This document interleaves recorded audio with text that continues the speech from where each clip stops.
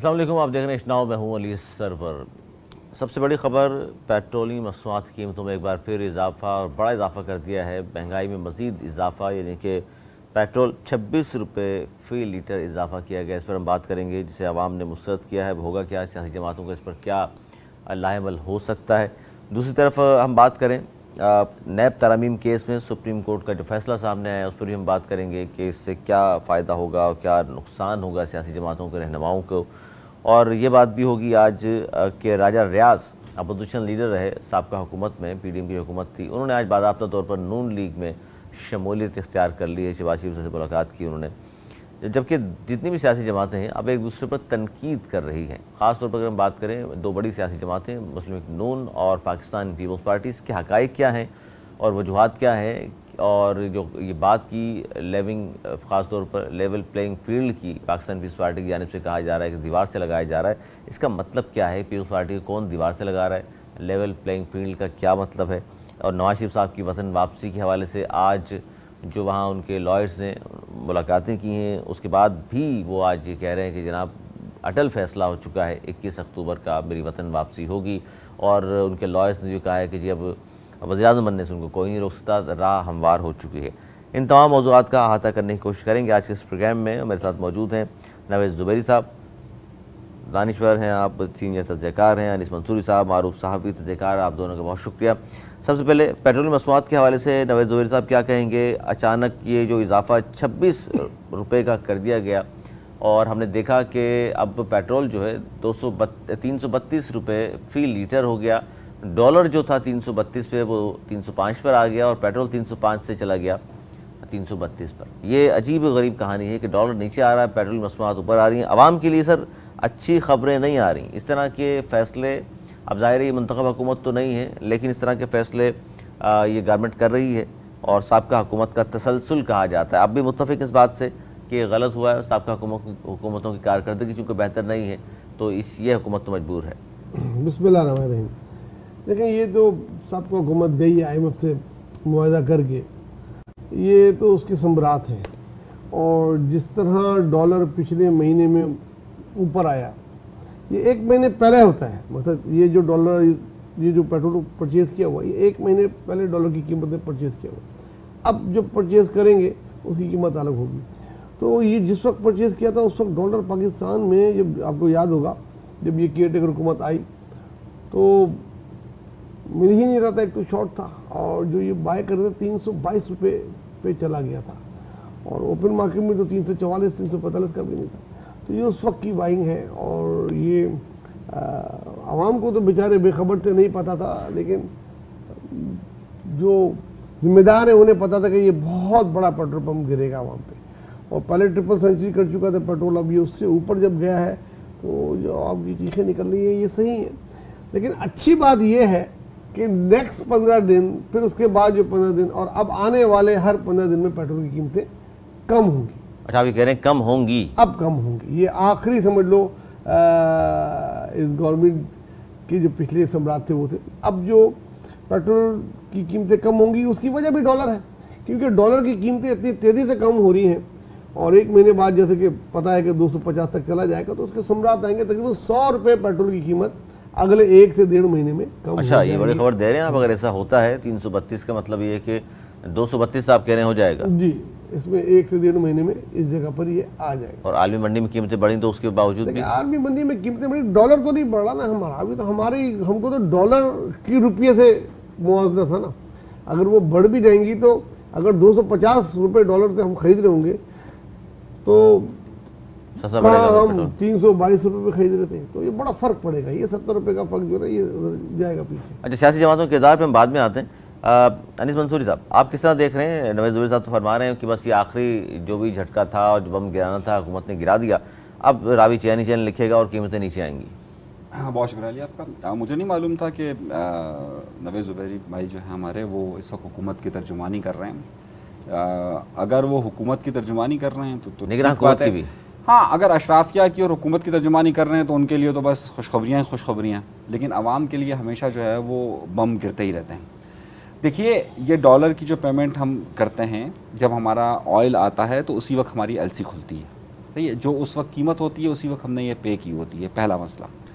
दूसरा मसला, अगर आप ये देखिए, इन्होंने पेट्रोलियम मसनूआती कीमतों में इजाफा नहीं किया, बल्कि इन्होंने लेवी में इजाफा किया है, और लेवी का इजाफा वो लेकर गए हैं 60 रुपये तक, और ये 60 रुपये लिखा हुआ था उन्होंने, जो 60 रुपये तक लेकर गए, यानी कि दर हकीकत उन्होंने पेट्रोल की कीमत में इजाफा नहीं किया बल्कि टैक्स की मद में इजाफा किया। और इन्होंने अपना दामन बचाने के लिए ये कहा है कि जनाब ये तो क्योंकि इमरान खान के ज़माने में ये मुआहदा हुआ था और हमें लेवी को 60 रुपये तक लेकर जाना था, तो हम लेकर गए। तो ना इसका ताल्लुक आलमी मार्केट में कीमतों से, ना इसका ताल्लुक पिछली पेमेंट्स के साथ है, बल्कि ना डॉलर के साथ है, बल्कि हुकूमत खुद ये कह रही है कि जनाब हमने तो ये टैक्स की मद में बढ़ा है, लेवी की मद में बढ़ा है। जब आप टैक्स की मद में बढ़ा रहे हैं तो आप आवाम पर बोझ डाल रहे हैं। दर हकीकत आप आवाम देखें, दर हकीकत आप IMF की गुलामी के अंदर इस हद तक धंस चुके हैं कि वो उसकी नज़र में पाकिस्तान की आवाम की कोई हैसियत और पाकिस्तान की आवाम की कोई औकात नहीं है। तो 2 हिस्सों में बढ़ाया जा सकता था जानबूझ के डायरेक्ट 26 रुपये। देखिए ये तो इन पर है ना, और ये जो कह रहे हैं अब बस इससे आगे नहीं जाएगी बात। देखें असल में मसला तो यही ना, देखें उन्होंने टैक्स की मद में बढ़ा दिया।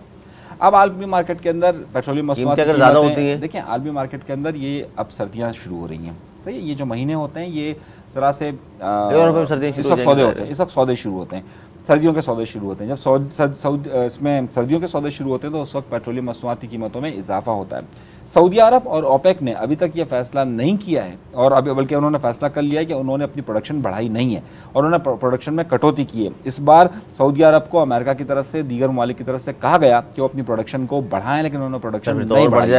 आप तो कह रहे हैं आखिरी मरतबा सर्दियों के अगले महीनों में, यानी कि ये सर्दियाँ शुरू होंगी तो अक्टूबर, नवंबर, दिसंबर, ये 3 महीने वो होते हैं कि जब मुस्तकबिल के सौदे हो रहे होते हैं, और उस वक्त जो है वो पेट्रोलियम मसनूआती कीमतें हमेशा बढ़ती हैं। फिर जनवरी के बाद से, यानी बात यहाँ नहीं रुकेगी 332 पे। देखिए मेरा नहीं ख्याल क्या रुकेगी ज़ुबैरी साहब, मेरे ख्याल में कम होगी। एक तो ये इल्ज़ाम आप पे हुकूमती तर्जुमान बने में, आप नहीं, ये तो बादशाह आदमी है, किसी पे कोई भी तर्जुमान, अभी थोड़ी देर बाद मुझे किसी और का तर्जुमान नहीं बनाएंगे आप, ये बात अच्छा ये ध्यान रखिएगा। अच्छा लिख लेते हैं, यहाँ ये बनाते रहते हैं, वो नहीं। देखिए मैंने फैक्ट बयान किया, फैक्ट ये बयान किया है कि जो भी कीमत है पेट्रोल हमने पिछले 15 दिन पहले लिया था, या 20 दिन पहले, या 1 महीने पहले लिया था, अब हम उस कीमत पे नहीं लेंगे। रुपए के मुकाबले में बात कर रहा हूँ, डॉलर की कीमत शायद वही रहे जो भी जितने भी बैरल थी, लेकिन हमको वो डॉलर अब मिलेगा 280 में, 290 में पड़ेगा गवर्नमेंट को, पहले पड़ा था 322 में। तो ये फर्क जो है ना, ये नीचे लाएगा। इसको आप नहीं मानते? टैक्स भले वो बरकरार रखे, कम ना करें, पेट्रोल की कीमत जो हमको पे करनी पड़ेगी वो तो कम होगी ना, तो आवाम को उसका फर्क पड़ेगा। तो आपने तो 100 रुपए कहा है कि कम से कम 100 रुपए कहा है, 1 से 1.5 महीने बाद तक जो, क्योंकि ये डॉलर कीमत मुसलसल कम हो रही है। सर ये कैलकुलेशन जो है डॉलर कीमतों के हवाले से, ये कह रहे हैं 250 पे डॉलर आ जाता है, तो फिर तो पेट्रोल जो है 232 का होगा। दिल्ली दूरस्त, देखिए ख्वाब देखने पे किसी को भी एतराज नहीं है। अगर आवाम को झूठे ख्वाब दिखा रहे हैं, कहना चाह रहे हैं आप? बिल्कुल बिल्कुल, मैंने बात कही ना, उस पे शायद हमारे नवेद भाई नाराज हो गए। अल्लाह ताला हुकूमती तर्जुमान, आपको भी मुझको भी आज जो तारीख है वो लिख ले, और 1 महीने बाद हम देख लेंगे पेट्रोल की कीमत क्या है, 100 रुपए। हाँ मैंने जो बोला है 1.5 माह में 100 रुपए तक कम होगी। 100 रुपए का डॉलर कहाँ तक आ जाएगा आपने कहा? डॉलर मेरे ख्याल में 250 तक आ जाएगा, 250 रुपए तक का डॉलर हो जाएगा, क्योंकि डंडा उठाया हुआ है जिन्होंने उठाना था। हर दिन आप देखें 1.5 रुपए, 2 रुपए, 1 रुपए कुछ पैसे कम हो रहा है। अब अगर 30 दिन में आप देखें 50 रुपए कम होगा, तो कहाँ जाएगा? अभी कितने? अच्छा इस पर अब हम बात करना चाह रहे हैं, इसी पर जहाँ महंगाई, गुर्बत, बेरोजगारी, पेट्रोल मसनूआत की हम बात करें। सर इस पर सियासी जमातों का क्या किरदार होना चाहिए, और नज़र आ रहा है आपको कि आवाम के साथ खड़े हों, इस दुख दर्द में शरीक तो हों, या सिर्फ इलेक्शन की मुहिम शुरू करके और नारेबाजी होगी दोबारा? देखिए किस मुँह से वो जो है खड़े होंगे?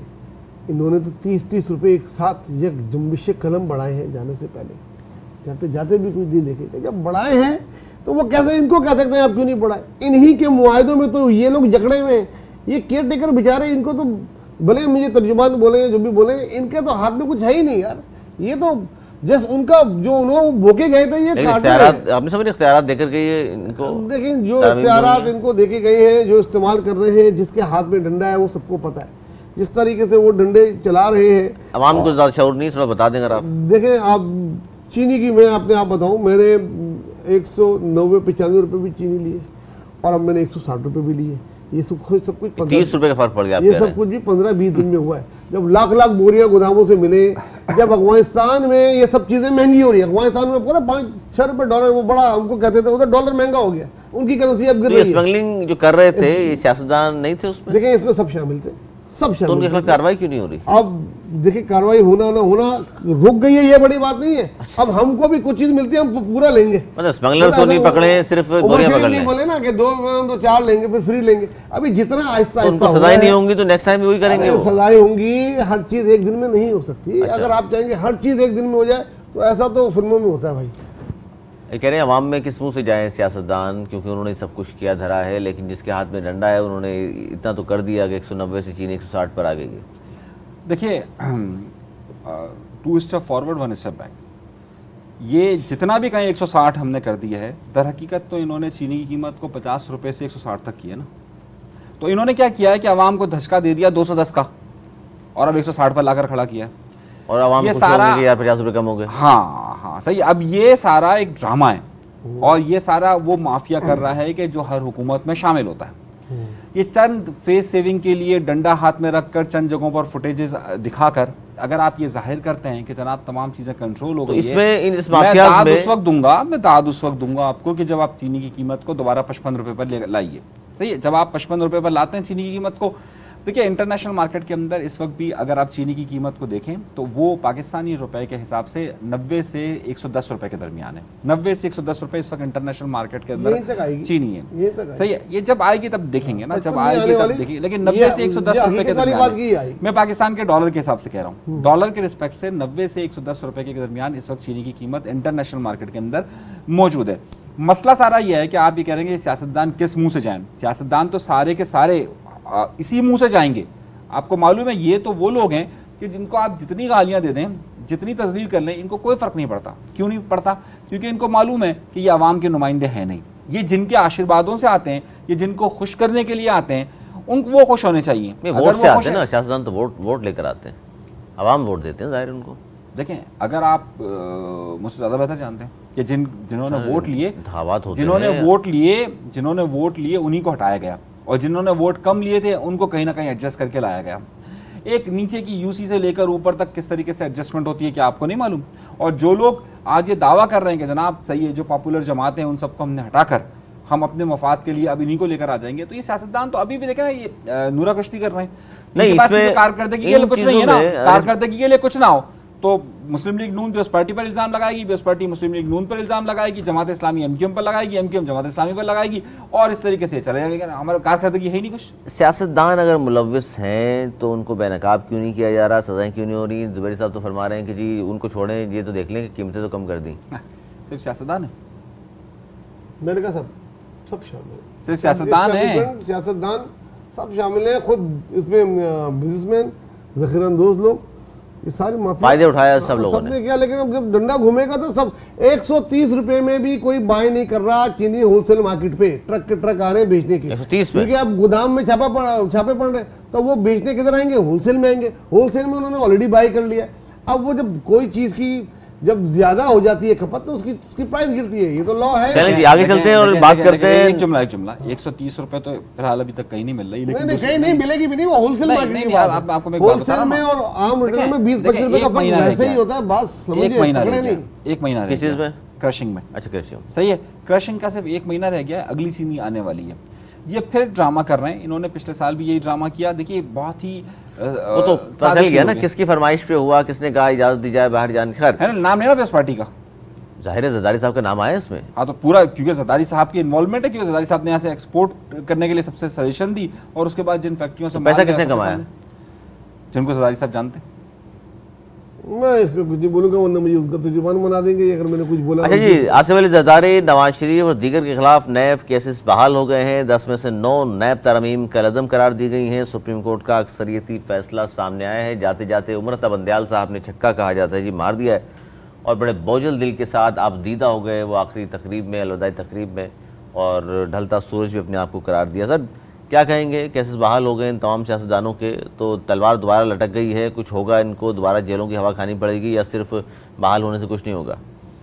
देखिए, उन्होंने जाते जाते एक बात बहुत अच्छी कर दी कि मैं अब ढलता सूरज हूँ, और वो ढलते सूरज है। वो तारीख में जिस तरह सूरज घुरूब हो जाता है तो गुमनाम जगह पे खो जाता है, ये भी ऐसे खो जाएंगे। फैसले तो बोलेंगे ना उनके फैसले, मेरे ख्याल में तो ये फैसला चैलेंज हो जाएगा और फुल बेंच बनेगी इसमें आते साथ ही, और उसमें फिर ये बहस होगी कि पार्लियामेंट के फैसले को सुप्रीम कोर्ट कर सकता है कि नहीं कर सकता। जो एक इख्तलाफी नोट है वो बड़ा डिस्कस होगा आने वाले दिनों में, जो डिस्कस नहीं हुआ पिछले दिनों में भारत। और अगर ये नैब केस खुलते भी हैं तो जहाँ तक पीपल्स पार्टी के सियासतदान हैं वो तो सब ये भुगत चुके हैं। मुश्किल आएगी ज़रूर नवाज शरीफ को, शहबाज शरीफ को, उनके बच्चों को, उनकी फैमिली को ज़रूर मुश्किल आएगी, क्योंकि वो उन्होंने ख़त्म करवाए थे और उन पे चल रहे थे। वो मुल्क में थे ही नहीं, वो मुल्क में आए, उन्होंने वो किया। तो नैब इतना ताकतवर है कि इन पर दोबारा हाथ डालेगा और पकड़ सकता है? देखें, इस वक्त उनकी हुकूमत तो नहीं है ना, इस वक्त जिनकी हुकूमत है उनके हाथ में है डंडा, और अगर वो डंडा घुमाएंगे तो नैब में ताकत आ जाती है। जैसे डंडा निकालते हैं, अभी आपके सामने नैब ने आगे बयान दिया, जी इन पे तो कोई केस बनता नहीं है, साफ पानी केस हो या कोई केस हो जो जिसमें फर्द जुर्म आयद हो रही थी, वो कह रहे हैं इनफ सबूत है नहीं हमारे पास। तो ये हमने देखा, नैब एक ब्लैकमेलिंग इदारा हमेशा बनाया ही इसीलिए गया है, तो वो अपना काम करेगा, जिसको ब्लैकमेल करना होगा वो ब्लैकमेल करेगा। कुछ नहीं होगा, केसेस दोबारा बेशक बहाल हो गए हैं इन तमाम सियासतदानों को, और पीपल्स पार्टी वाले को कह रहे हैं पीपल्स पार्टी वाले पहले भुगत चुके हैं, अभी भुगत लेंगे, उनका मसला नहीं है, असल मसला नवाज शरीफ का है। आप भी मुत्तफिक इस बात से? देखिए, आपने जुमला कहा कि नैब इतना ताकतवर है कि वो हाथ डाल सकेगा। जुमले को उल्टा कर दीजिए, सही है। वो अदम साहब का शेर था ना कि बारिश जो है वो छोड़िए, वो एक अलग जुमला शेर हो जाएगा। लेकिन खैर, आप ये कहें अगर हाथ, आपने कहा कि नैब इतना ताकतवर है कि उसका हाथ डाल सकेगा, तो आपके अगर हाथ ताकतवर हो तो नैब सब कुछ कर सकता है। वो हाथ किसका हो? एस्टैब्लिशमेंट का, जिसके हाथ में डंडा है, जो मैंने बोला। अगर हाथ ताकतवर, हाथ ताकतवर है नैब की, भाई आप कहें ना एस्टैब्लिशमेंट का, मैंने कहा डंडा जिसके हाथ में है, अगर वो चाहेगा डंडा हमेशा एस्टैब्लिशमेंट के हाथ में रहा है सर। ये तो बहुत बड़ी तारीख में आप मुझे, चलिए एक मिसाल दीजिए कि कब जो है वो एस्टैब्लिशमेंट के हाथ में नहीं रहा। नहीं, देखिए आप मुझे तारीख की एक मिसाल दे दीजिए। अभी देता हूँ। अभी जब इसाक डार वापस आए थे तो उन्होंने कहा मैंने डंडा उठाया, डॉलर देखो कैसे नीचे आता है, और ये नीचे आएंगे और वो नीचे आएंगे। क्या हुआ? उनका डंडा ने कोई काम नहीं किया। नहीं, आप ये मुझे बोलने में बता रहा हूँ। अभी जब वो गए, अभी डंडा आया जिसके हाथ में, उसने ना सिर्फ डॉलर को बैक किया, गोल्ड को बैक किया, चीनी को बैक किया, जानवरों की कीमत, हर चीज सस्ती हो रही है। डंडा सही हाथ में आया है, उस वक्त डंडा गलत हाथों में था, बस ये फर्क है। डंडा जब कभी भी गैर जमहूरी कुव्वतों के हाथ में रहा है, पाकिस्तान की अवाम का गला दबा है। और डंडा क्या, तो आप ये कह लीजिए कि फिर इसका मतलब है कि ज़ियाउल हक के हाथ में डंडा था तो ठीक था।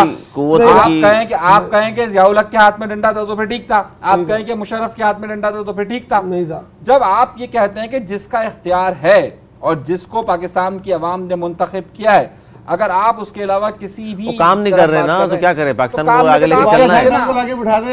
मैं ये नहीं कह रहा, मैं इसाक की बात नहीं कर रहा, मैं इसाक डार की 50 पे ले जाएं डॉलर। मैं इसाक, देखिए बात मैं इसाक डार की नहीं कर रहा। देखिए कोई आदमी अगर कोई अच्छा काम कर रहा है, इत्तेफाक से, खुदकिस्मती से, तो आप उसको बैक कर लो यार। चलो बैक नहीं कर सकते, उसमें तनकीद नहीं करो। अपने आप हर एक को ज़ियाउल हक नहीं बनाओ, हर कोई मुशर्रफ ज़ियाउल हक नहीं होता। जरा सा देखो, टाइम तो देखो ना यार। मैं तो टाइम देख रहा हूँ ना, फिर मैं तो टाइम देख रहा हूँ, अभी से टाइम, मैं तो वक्त देख रहा हूँ। मैं तो जो है वो 1.5 साल के बाद ये वक्त देख रहा हूँ ना। अच्छा लग रहा है ना?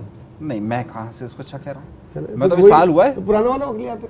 अभी देखिए तो सही। अच्छा जी, आगे बढ़ते हैं और बात करते हैं कि राजा रियाज अपोजिशन लीडर, उन्होंने ज़ाहिर है असम्बली के फ्लोर पर खड़े होकर कहा था, और ये भी पाकिस्तान की तारीख में पहले अपोजिशन लीडर थे कि अपोजिशन लीडर होते हुए जिन्होंने असम्बली के फ्लोर पर खड़े होकर कहा था कि जी मैं आइंदा इलेक्शन नून लीग के टिकट से लड़ूंगा, और आज बाज़ाब्ता तौर पर उन्होंने शमूलियत इख्तियार कर ली है नून लीग में। सर, जहाँ ये कहा जा रहा था कि जी देखिए ये तमाम लोग जो PTI से जाएंगे, कोई कहाँ चला जाएगा, कोई कहाँ चला जाएगा, तो उसी सिलसिले की कड़ी है ये, या वाकई वो समझते हैं राजा रियाज साहब कि जनाब आने वाला इलेक्शन चूँकि नून लीग का है, तो इसलिए यही जमात है जिसमें मुझे शमूलियत इख्तियार करनी चाहिए, जिस तरह उन्होंने PTI को देखते हुए हवाओं का रुख देखा था और शमूलियत इख्तियार कर ली थी। अब भी हवाओं का रुख नून लीग की जानिब इसलिए इख्तियार की है शमूलियत? देखिए मुझे तो अभी तक हवाओं का रुख जो है ना, वो किसी जानिब भी नहीं लग रहा। लोग अपने हालात बना रहे हैं कि हवाओं का रुख नून लीग की तरफ है, वो जीत जाएगी, कोई कहता है पीपल्स पार्टी जीत जाएगी, कोई कहता है बल्ले के निशान पे PTI जाएगी। बिलावल भुट्टो साहब भी हवाओं में चल रहे हैं। हाँ, वो उनका भी ख्याल किया था कि बिलावल भुट्टो साहब प्राइम मिनिस्टर बन जाएंगे। नहीं, बिलावल भुट्टो हवाओं में चल रहे हैं ना, तो वो भी तो नवाज शरीफ पर तनकीद कर रहे हैं ना। आपकी बारी है तो बोल दीजिएगा भाई। चलिए मैं नहीं रुकूंगा, चले ठीक, आप वही बोल दीजिए। ठीक है, मुझको तो मुझे बोलने था ना, बड़ी मेहरबानी आपकी। तो भाई ये हवा किसी की नहीं है, ये सारे चिरागों को बुझाएगी। राजा रियाज जैसे लोटों का वो हाल होगा इलेक्शन जब भी हो, फरवरी में हो, नवंबर में हो, 2025 में हो, 26 में हो, आप देखिएगा ये नोटों का हाल बुरा होगा। अगले वाले इलेक्शन में मैंने 2 बातें बोली हुई हैं, ये छोटी छोटी पार्टियां खत्म हो जाएंगी और ये जितने लोटे टाइप लीडर आए हैं, नहीं अलायंस भी तो बन रहे हैं ना, छोटी पार्टियां खत्म होंगी तो क्या होगा? बनने दें, देखिए अलायंस किस तरह बनते हैं और क्या होगा जब वक्त आएगा इलेक्शन का। अभी तो मुझे फिलहाल इलेक्शन नजर ही नहीं आ रहे, नहीं तो प्रेडिक्ट नहीं कर सकता जिन्हें आप लोटा कह रहे हैं, राजा राज जैसे लोगों को मेरा नहीं। अच्छा, लोटों पर पूरा वक्त आने वाला है या इलेक्टेबल पे भी आएगा? इलेक्टेबल देखिए, मैं टू बी ऑनेस्ट, जो मेरे पास इंफॉर्मेशन है, जो मुझे मेरे तज़किए कहते हैं, ये है कि मुस्तकबिल में, मैंने पहले भी प्रोग्राम में बोला था, आइन की एक दफ़ा बहुत ज़्यादा डिस्कस होने वाली है। एक आर्टिकल हर एक को रट जाएगा, वो है 62-63, लिख लीजिए 62-63। इतना रटा दिया जाएगा आवाम को, उतने बड़े बड़े इलेक्टेबल, बड़े बड़े बुत गिर जाएंगे। अच्छा, जब भी इलेक्शन होंगे वो गिरेंगे, क्योंकि 62-63 की जद में जब वो फॉर्म दाखिल करेंगे तो हो सकता है बहुत सारी पार्टी इज्तिमाई तौर पर बोले यार ये इलेक्शन हम इलेक्शन में नहीं लेते। 62-63 को या तो इनको खत्म करना पड़ेगा या कंप्रोमाइज, जो कि मुझे लगता है कि आइंदा होगा। आपको क्या लगता है अनीस मंसूरी? देखिए 62-63 जो है वो इलेक्टेबल्स के खिलाफ नहीं होगा। 62-63 सिर्फ और सिर्फ होगा तो पाकिस्तान तहरीक इंसाफ के खिलाफ होगा, और 62-63 के तहत पाकिस्तान तहरीक इंसाफ को किसी सूरत में भी इलेक्शन नहीं लड़ने दिया जाएगा। जो इलेक्टेबल्स की आप बात कर रहे हैं उन पर हाथ कभी भी नहीं रहेगा। वो हमारे पास, वो कहते हैं ना हमारे मुहावरे के जहेज़ में आए हुए हैं, तो ये हिंदुस्तान पाकिस्तान की आज़ादी के उससे पहले से मौजूद है। तो ये जो इलेक्टेबल्स हैं ये सारे उस वक्त से हमारे ऊपर नाजिल किए गए हैं और ये हमेशा ऐसे ही रहे। और ये हवाओं का रुख देखकर परिंदे उड़ते हैं, तो अब उड़ना शुरू हो गए? नहीं, अभी तो परिंदों ने उड़ना ही शुरू नहीं किया। इस बार तो परिंदों ने सोचा ये है कि वो आज़ाद लड़ेंगे और फिर जहाँ पर फैसला होगा वो वहाँ चले जाएंगे। जहाज में बैठ के आज़ाद कह रहे हैं आप इन सब, जहाज में बैठ के थाली के जो इधर से उधर लुढ़क रहे हैं, इसको आप परिंदे नहीं बोल रहे। हवाओं का रुख नून लीग की तरफ नहीं है जो आम तासुर जा रहा है इस वक्त? देखिए अभी तो हवाएं सिर्फ एक ही तरफ हैं कि वो फ़ोन करके क्या कहते हैं। पीयूष पार्टी की तरफ तो नहीं है? नहीं, वो हवाएं सिर्फ फ़ोन का इंतजार कर रहे हैं, यूं बैठे रहते हैं हर वक्त फ़ोन देख के, अब आएगा फ़ोन। अच्छा जी, हनीफ अब्बासी साहब ने पीयूष पार्टी पर सख्त तनकीद की है, जहाँ मुख्तलिफ तलाल चौधरी साहब ने तनकीद की, यहाँ हनीफ अब्बासी साहब सीनियर रहनुमा, उन्होंने कहा जी पीयूष पार्टी की क्या बात करते हैं, पीयूष पार्टी की कारकर्दगी हमेशा सिफर रही है। अनीस मंसूरी साहब पहले आप बता दीजिए किस हद तक दुरुस्त है ये बात कि हमेशा सिफर कारकर्दगी रही है पीयूष पार्टी की, बिल्कुल सिफर पे ले आए वो, तो आप क्या कह रहे हैं? नहीं, पीयूष पार्टी की कारकर्दगी माशाल्लाह से हमेशा बहुत ज़बरदस्त मसलन किन गाँवों में? और आप ये देखिए कि किस तरीके से उनके जो रहनुमाओं की दौलत में इजाफा हुआ। अच्छा, आप कह ही नहीं कर सकते कि उनकी कारकर्दगी बुरी है। आप सिर्फ ये देख लीजिए कि 5 साल, 7 साल, 10 साल, 15 साल पहले का उनका तर्ज ज़िंदगी देख लीजिए और अब का तर्ज ज़िंदगी देख लीजिए, तो आपको अंदाज़ा हो जाएगा कि कारकर्दगी बहुत अच्छी है। सिंध की सतह पर चले 15 साल में, हाँ मैं कह रहा हूँ ना, बहुत अच्छी कारकर्दगी है उनकी। आप उनकी सिर्फ दौलत में इजाफे का नोट दिन नहीं बदले अवाम के, सिर्फ वजीरों को दिन बदलने की कहना चाह रहे हैं। आपने पूछा कारकर्दगी कैसी है, उन्होंने सिफर कहा है उन्होंने, तो मैंने तो आप मुत्तफिक आपने ये कहा कि अवाम के लिए कारकर्दगी, जाहिर है अवाम के लिए कारकर्दगी नहीं, आपने पूछा कारकर्दगी कैसी है तो मैंने कहा बहुत अच्छी है। इसका मतलब आप इस बात से मुत्तफिक हैं कि सिफर है? भाई आपने कारकर्दगी पूछा, कारकर्दगी कैसी है, मैंने कहा बहुत अच्छी कारकर्दगी है, क्योंकि जो उनका कारोबार है, जो दौलत है कि अंबार है, वो बहुत ज़्यादा बड़े। आप अगर ये पूछते कि अवाम के लिए इन्होंने क्या किया है, अवाम के लिए इनकी कारकर्दगी क्या है, तो फिर वो एक अलग बात थी। नहीं, हेल्थ के लिए काम किया है, एजुकेशन में, ट्रांसपोर्ट में, कुछ नहीं किया इन्होंने? हाँ नहीं, बहुत कुछ किया है। अब उनके बच्चे सारे माशाल्लाह उधर अच्छी ट्रांसपोर्ट में बाहर घूम रहे हैं, सबके पास बाहर अच्छे घर है रहने के लिए, सब कुछ है। तो लोग क्यों वोट देते हैं? 15 साल से मुसलसल वोट देकर इसको कामयाब करा रहे हैं। यार वोट तो देखें, छोड़े, नहीं जवाब देना, अवाम को पता चले कि पीयूष पार्टी इसलिए जीत जाती है, ये तो काम करते हैं या भुट्टो के नाम पे वोट पड़ जाता है? मैनेज करती है पीयूष पार्टी, मैनेज करती है। 3 करोड़ के शहर में 3 करोड़ के शहर में 5 लाख का वोट लेकर मेयर बन जाता है, मैनेज होता है। जोहरी साहब, और सोने पे सुहागा देखें कि जो शख्स कंटोनमेंट के इलाके में रहता है, सही है, कंटोनमेंट के इलाके में रहता है, जिसका पता कंटोनमेंट का होता है, वो मेयर बल्दियात का बन जाता है। सर ये जोहरी साहब सिफर कारकर्दगी कुछ और बोल रहे नहीं, सिफर कारकर्दगी करेंगे, दौलत में सिर्फ इजाफा हुआ है। मैं बताऊंगा, लेकिन अब हो गया भाई आपका पूरा? जी बड़ी बात। देखिए ये बोला किसने? हनीफ अब्बासी ने। कहाँ तक करते थे? जेल में था। किस केस में था? एफिडेविट केस में था। जिसके लिए साउथ अफ्रीका ने बोला कि एफिड्रीन का हवानिया का रेड गिरा दिया इस आदमी ने, आपने खुदा के लिए पकड़ो, इंटरपोल ने बोला, उसके बाद ये बंद किया गया। इतने अरसे बाद निकल के जेल से पहली बार उधर आया है, तो उसको तो वही नजर आ रहा है ना जिसने नहीं बचाया, जिसके उसने पाँव पकड़े थे कि मुझे बचा लो, जरदारी को, इसको उसको। ऐसे केस में कौन किसको बचाएगा? अब ये निकल के आएगा तो वही बोलेगा जो उसके दिल में बुग़्ज़ है भाई, तो वो वही बोल रहा है। फिर उसने दो बातें की, एक शेख रशीद की, क्योंकि शेख रशीद ने उसको हराया था पिंडी से, उसके सारा खाना खराब किया था, और दूसरा उसको पीपल्स पार्टी से वो था एफिड्रीन केस में इनके प्रूफ गए थे, सारी चीज़ें गई थी। पीपल्स पार्टी कारकर्दगी के सिर्फ एक लफ्ज़ बोलूँगा, 2008 से 2013 में जब पीपल्स पार्टी की गवर्नमेंट गई थी, 24 बिलियन वो छोड़ के गए थे आपके उसमें खजाने में। उसके बाद ही गवर्नमेंट ने हमेशा 3-3, 4-4 अरब मांगती रही है, भी दूसरों से तो पूरा किया है। ये थी कारकर्दगी। बाकी दौलत में इजाफा किया हो गया, पाकिस्तान की दौलत में इजाफा किया। हाँ, तो मैं कब कह रहा हूँ पाकिस्तान के अगर अच्छा घर बनता है, अच्छा घर बनता है, अच्छी रिहाइश होती है, अच्छा घर बनता है, करेंगे और कुछ भी नहीं, अच्छा घर बनता है, अच्छा बैंक अकाउंट में पैसे आते हैं, तो जाहिर है।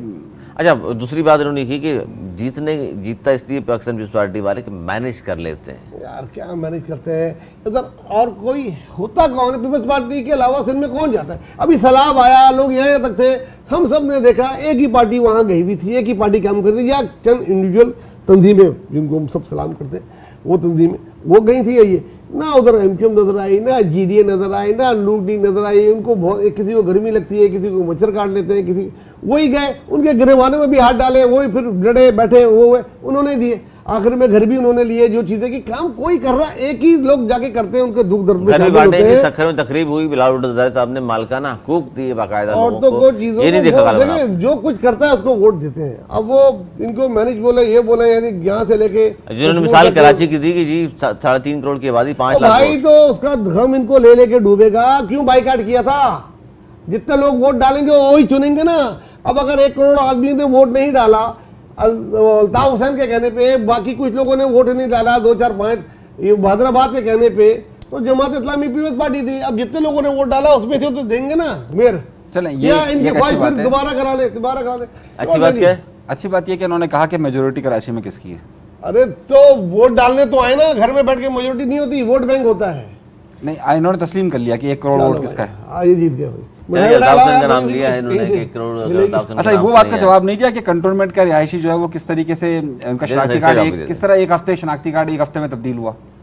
पहली बार हुआ, पहली दफा हुआ, पहली दफा हुआ, सही हुआ गलत हुआ। मतलब क्या सारे के सारे पार्टियों के जितने भी वजीर हैं मोस्टली कंटोनमेंट में नहीं रहते, डिफेंस में नहीं रहते। बल्दिया का उसूल देखें, बल्दिया का उसूल देखें, बल्दिया का उसूल देखें। आदमी जो शहर में थोड़ा बहुत काम करता है, बल्दिया का उसूल देखें, टांगे खींचो। बल्दिया का उसूल क्या है? बल्दियात के इलेक्शन के लिए नहीं, वजीर बल्दिया नासिर हुसैन शाह साहब थे, वो कंटोनमेंट भाई सिर्फ और सिर्फ कौमी असेंबली के लिए नहीं है। कोई भी पाकिस्तानी कौमी असेंबली की कोई से लड़ सकता है, बाकी सूबाई में वहीं का रिहायशी होना चाहिए, उस सूबे का सही है। लेकिन बल्दियात में जब आप इलेक्शन लड़ते हैं तो जो चेयरमैन का इलेक्शन लड़ रहा है उसको उस इलाके का होना चाहिए, सही ना? नहीं तो चेंज हो गया ना, 1 हफ्ते के अंदर शनाख्ती कार्ड का एड्रेस कंटोनमेंट से गिजरी का कैसे आ गया? आप भी करा लें, आप बताइए। आप भी करा लें, इसमें कोई मुश्किल है? कोई फ्लड किराए पे ले लिया होगा? कोई ऐसी चीज है, कोई रॉकेट साइंस बता रहा है, कोई आप ऐसी बात। ये बात दुरुस्त है, क्योंकि जब महमूदाबाद से इलेक्शन लड़ा था टेसुरी साहब ने महमूदाबाद में घर ले लिया था। ऐसा होता है यार, ये पाकिस्तान है, ये पता नहीं कौन सी। अगर आप इल्लीगल काम को और दूसरी बात, पूछो मुर्तजा ने कहां से इलेक्शन लड़ा था, वो कहां से जीता था? यूसी भाई से पूछो ना, बहुत लड़ेंगे इलेक्शन तो उधर चेंज करा ले, वो जीता कहां से था, लड़ा कहां से था? ये तो चेंज करवा रहा है ना, चेंज करवाया उसने अपना, वो लड़ा इलेक्शन, रहता वहां है, चेंज यहाँ करवाया, वो जहाँ रहा है, जहाँ चेंज करा है, इलेक्शन तो नहीं लड़ा ना, ये चेंज करा के लड़ रहा है ना। जब लड़े तो बोलना, अभी से पीछे पड़े हुए। जब लड़ेगा तो उसके बाद इस पर प्रोग्राम दोबारा कर लेंगे। अच्छा, ये बड़ी अहम चीज़ एक और सामने आई कि जहाँ एमक्यूएम पाकिस्तान तनकीद कर रही है पाकिस्तान पीपल्स पार्टी पर कि जनाब इनको औकात याद दिला देंगे और सिंध कार्ड अब नहीं चलने देंगे, बहुत हो चुका। साथ साथ मुस्तफा कमाल साहब ने तनकीद की है जमात इस्लामी पर भी और कहा है कि जमात इस्लामी वाले महाजिर दुश्मन भी हैं और मुनाफिक भी। अनीस मंसूरी साहब, 2 तरफ महाज खोला हुआ है। एमक्यूएम पाकिस्तान ने एक पीपल्स पार्टी को सख्त तनकीद का निशाना, औकात याद दिलाने की बात कर दी है, जमात को मुनाफिक भी कहा है और महाजिर दुश्मन भी करार दिया है। इस बातों में कितना तक सदाकत है और वजह क्या है ये एकदम जो सिलसिला शुरू हुआ तनकीद का? अच्छा, ये आपने जो बातें कही ये सारे एमक्यूएम के सिग्नेचर हैं? सिग्नेचर पे भी हम बाद में आएंगे, दोनों का जवाब दें। नहीं, आप पहले मुझे ये बताइए, क्या एमकेएम के सिग्नेचर्स हैं ये? जाहिर है एमकेएम ने जो फरमाया मुस्तफा कमाल साहब ने, उसमें तो ये लगता है कि जलाना सिग्नेचर नहीं है उनका, बाकी वो कह रहे हैं जी बाकी चीज़ें हैं। Deputy convener, deputy convener, senior deputy convener है ना, सीनियर और डिप्टी कन्वीनर। एम ही है। हाँ, अभी तक तुम्हारे ख्याल से एमकेएम में है उनके होनी चाहिए। तो आजकल एमकेएम पाकिस्तान में शामिल है वो। अच्छा, एमकेएम पाकिस्तान में शामिल है। मालूमात थोड़ी स्लो है। नहीं, मैं कुछ और बात कर रहा था, वो जो मैं सिग्नेचर की बात कर रहा था, मैं जो सिग्नेचर की बात कर रहा था, तो वो मैं उसी की बात कर रहा था। तो वो अब ज़ाहिर ये देखना पड़ेगा कि एमकेएम का सिग्नेचर है या नहीं है। अब तो आजकल हम उसी पैमाने में देख रहे हैं कि उनका सिग्नेचर है या नहीं है। महाजिर दुश्मन, जमात इस्लामी और मुनाफिक, सियासी बयान आते हैं। अब ये भी देखना पड़ेगा कि अभी इसी महाजिर दुश्मन के पास कुछ दिनों पहले पूरा एमकेएम का वफ्द गया था, तो वो भी देखना पड़ेगा। और पीपल्स पार्टी को क्या एमकेएम इस पोजीशन में है कि औकात याद दिला दे और सिंध कार्ड इस्तेमाल न करने दे? देखें, वो तो कह रहे थे कि जनाब अगली गवर्नमेंट भी जो है वो उनकी बनेगी, सही है, वो लोग कह रहे थे ना। वो तो इत्तेहाद की चले बात कर ली, लेकिन औकात याद दिलाना। देखिए, असल में मैं वही कह रहा हूँ, ये सिग्नेचर है या नहीं है। सिग्नेचर ये है कि रात को बयान दो, कल मुलाकात कर लो। कल बाकर साहब के खिलाफ बयान दिया और आज मुलाकात हो गई। आज मुलाकात हो गई। सर आप क्या कह रहे हैं? पीपल्स कल मुलाकात हो पार्टी जाएगी इस तो पोजीशन में है एमकेएम पाकिस्तान के औकात याद दिला दे, सिंध कार्ड न चले। सिंध कार्ड क्यों यूज़ करती है पीपल्स पार्टी? देखिए, सिंध कार्ड क्यों यूज़ करती है? ये सिंध कार्ड तो 2 साल का मसला है भाई।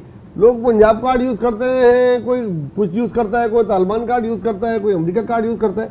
अगर सिंध में पीपल्स पार्टी की अक्सरियत है, वो उसकी हुकूमत बनती है, तो उसको लोग बोलते हैं सिंध कार्ड इस्तेमाल करता है। मतलब मैं तो इस जुमले से ही मुत्तफिक नहीं हूँ। सिंध कार्ड क्या होता है? सिंध कार्ड को तो पूरा पाकिस्तान है। अच्छा, दूसरा ये मुस्तफ़ा कमाल के बयान पर मैं ज़्यादा अहमियत नहीं देना चाहता। ये सियासी बड़कियाँ होती हैं, ये इलेक्शन के दिनों में मारी जाती हैं, वक्त से पहले शुरू हो गया भाई। और दूसरी बात कि हो सकता है उन्होंने ऐलान भी कर दिया है एनए 249 बल्दिया से इलेक्शन लड़ेंगे। वहाँ उनको कोई जरूरत पड़ जाए पीपल्स पार्टी से कि भाई आप उधर नहीं खड़ी। वो कह रहे हैं ना, वो इस वक्त भड़कियां मारना जो है वो वक्त से पहले शुरू हो गए। तो पीपल्स पार्टी जो शुरू हुई है, कौन सी किसको औकात याद करा रहे हो? कैसा एक जुमला बता दे, इस किस्म का कोई मुस्लिम एक बयान पीपल्स पार्टी के प्लेटफॉर्म से दिखा दे। मुस्लिम लीग नून तो बयान दे रही है। मुस्लिम लीग की बात करें ना, नहीं, मुस्लिम लीग नून पर बयान दे रही है ना इस पार्टी। नून पे क्या बयान दे रही है जिसको आप भड़के मारना कैसे? क्या भड़के मार रही है? वो देखे क्या कह रहे हैं। चंद साहब ने आज प्रेस कॉन्फ्रेंस करते हुए क्या कहा? कुंडी साहब ने और नदीम अफजल चंद साहब ने कड़ी तनकीद की है नून लीग पर, कारकर्दगी इनकी बेहतर नहीं थी, हम तो सिर्फ इत्तेहादी थे और पीडीएम में हम थे भी नहीं, ये सब कुछ किया धरा उन्हीं का। इसमें से एक तो कोई बात भड़के मारने वाली नहीं हुई ना, फिर औकात याद दिला देंगे, ये कर देंगे, भड़के मारना वो होता है। ये जो सियासी तनकीद होती है ये इलेक्शन के दिनों में और ये होती है, और वो कभी भी इत्तेहादी नहीं है। मैंने पहले बोला नून लीग और पीपल्स पार्टी हमेशा अलग अलग है और इलेक्शन भी इन्होंने अलग अलग ही लड़ना है। और वो सारी जिम्मेदारी वज़ीर आज़म वो थे, सारी वजारतें उनके पास थी, वजारत खजाना मेन उनके पास थी, वजारत दाखिला उनके पास थी। इत्तेहादी थे पीडीएम के अंदर तो थी नहीं पीपल्स पार्टी। तो ये बात भी नहीं करेगी तो क्या आप क्या चाहते हैं? वो कहेंगे तो बोलेंगे उनकी बीटी में बस एक वजारत खारजा मिल गई थी, बस बहुत है घूमने फिरने के लिए। अच्छा जी, यहाँ आज का प्रोग्राम हम ख़त्म करेंगे और वक्त ख़त्म हुआ प्रोग्राम का, और अगले प्रोग्राम में इंशाल्लाह जो मौज़ूआत रह गए हैं उस पर हम बात करेंगे। प्रोग्राम आपने देखा, और ख़ासतौर पर जो इस वक्त सियासत चल रही है और महंगाई के चक्के तले आवाम जो पिस रहे हैं उस पर भी गुफ्तगू सुनी। मेरे दोनों मौजूद मेहमानों की बातों से किस तक आप मुत्तफ़िक़ हैं, आपकी आरा करेगा हम इंतज़ार। अगले प्रोग्राम तक के लिए हमें दिए इजाज़त, मौलाना के बाद।